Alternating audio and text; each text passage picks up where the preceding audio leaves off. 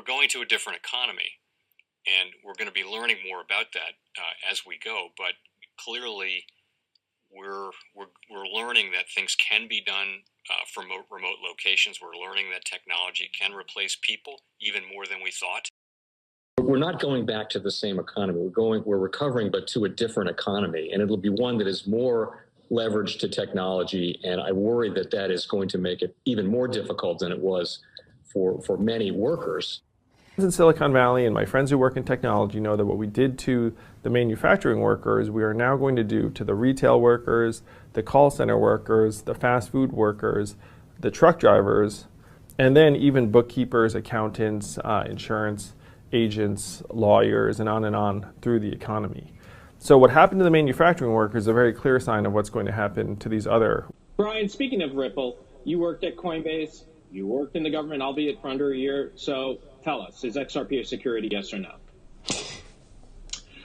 Well, these are complicated questions and matters of pending litigation, so who can say? But here's what I would tell you, though, which I think is the most important issue about XRP, and that is there is a difference, okay? There's a difference between the way in which an asset is distributed and the nature of the asset at a given moment in time. And I think the issue in Ripple that gets lost in all of the discussion is whatever happened in the original distribution of XRP tokens, 10 years ago, and whether that was or wasn't an unregistered securities offering, that's what the courts will decide.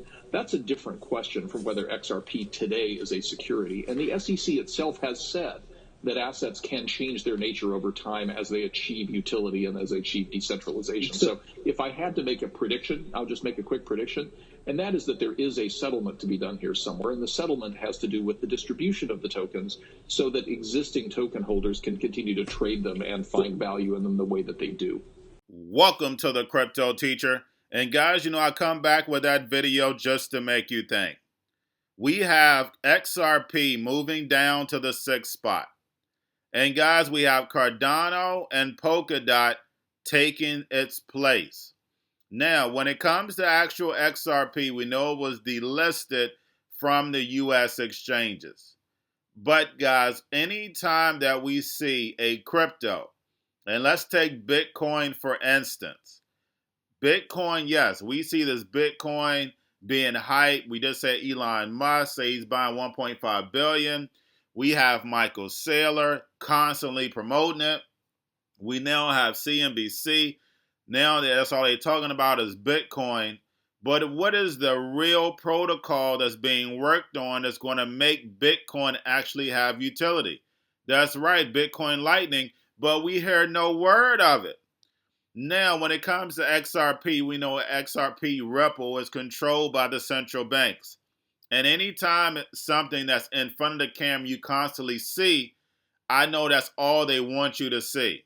When we look at XLM, XLM is not on the TV. Cardano is not on the TV. Ethereum just launched their futures yesterday, guys. It should have been all over the television, the CME.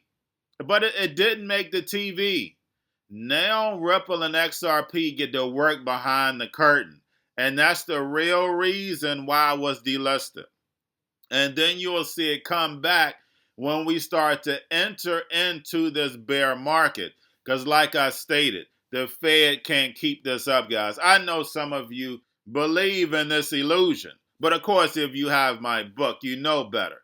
But definitely, we know the Fed is pumping stocks, cryptos, manipulating the yields. We see all of it if you understand finances. That's why I state it's very important for you to learn finance because you understand everything is planned out. So when it comes to XRP being delisted at the perfect time, that was a plan for them to go behind the curtain because we know in the Asian countries, the emerging markets have no problem with XRP. We know that they're building a 4th industrial revolution, Society 5.0. And like Brian Brooks stated, the situation will definitely be taken care of. And then, of course, XRP will be back on the United States exchanges. But, guys, this could have easily had been settled behind the scenes, and basically we would never heard anything.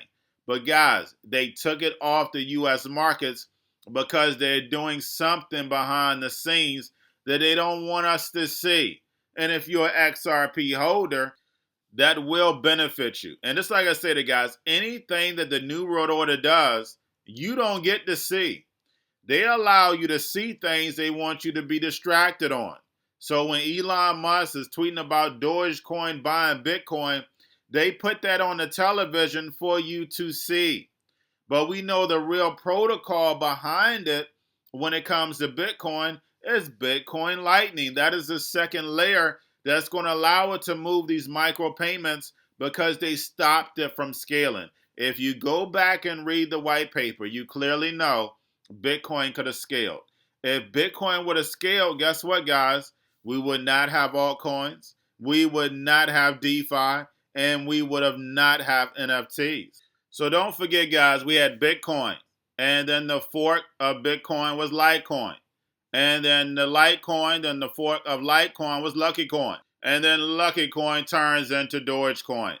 So guys, remember, all these protocols are following each other. When we look at Ethereum, we have DeFi following it exactly. So remember, guys, XRP being delisted from the U.S. exchanges was all part of a bigger plan. Because remember, when it comes to the New World Order, everything is planned out. Have a wonderful day. What do you think of this news?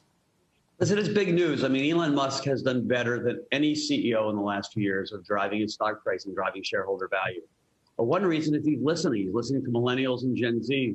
This is the currency of their generation in lots of ways. Michael Saylor had a Twitter exchange with Elon Musk this past December where he urged Musk to make really this exact move.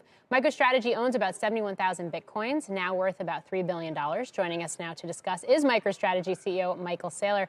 Michael, great to have you back on. And let's just get right to that news of the day. Did you actually talk with Elon Musk offline and share your playbook from, as you put it, one rocket scientist to another?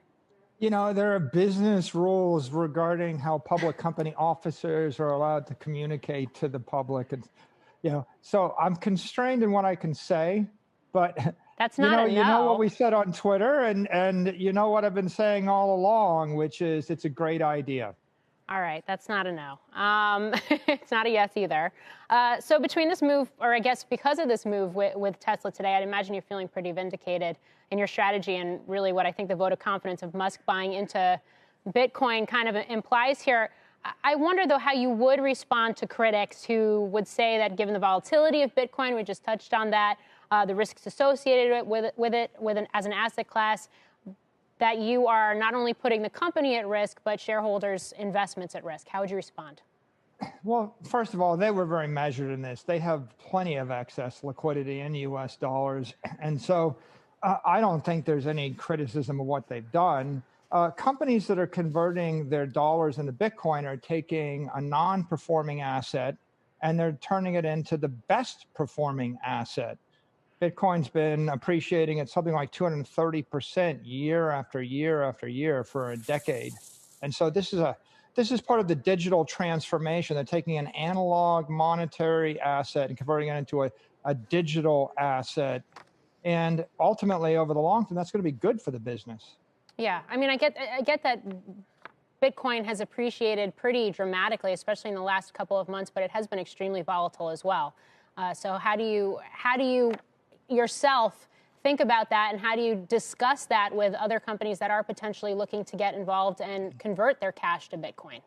Well, if you take the long view over the decade, you're going to have either a stable loss of 75% of your shareholder value if you hold the money in cash, or you're going to have a volatile appreciation that may very well be doubling every 6 months. And so I'd rather have a volatile appreciation at 200% a year than a stable depreciation